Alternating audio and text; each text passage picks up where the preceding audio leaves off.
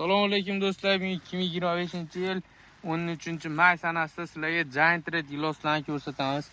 Bu mevani qarang, Giant Red gilosda. Mashalloh, mashalloh deydigan mevaga har bir shoxidagi mevani ko'rib o'zlaridan bir baho beringlar.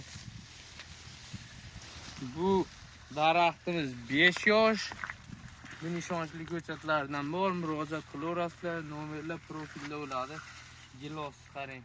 Bu bir tipida bunaqa meva olmaydi, har tipida, har bitta shoxida kalanavidniy hosil olgan, kalibri yaxshi, bozorga ham, eksportga ham xudo xolasa ketadigan giloslarimizdan biri. Mana ko'ringlar, o'zdan bir baho beringlar.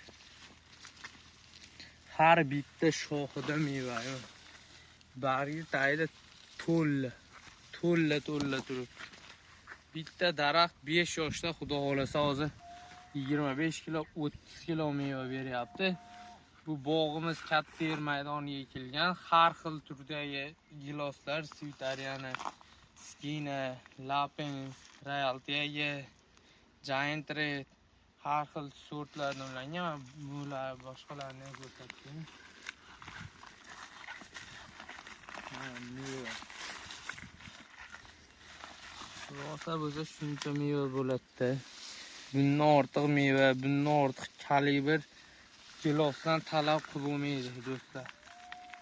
Mevani qarang, har bir shoxida meva, har bir bargida meva bo'lib ketyapti-yu.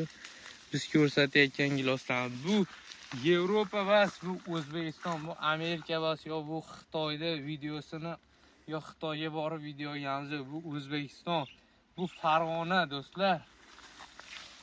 Mevani qarang, mevani do'stlar.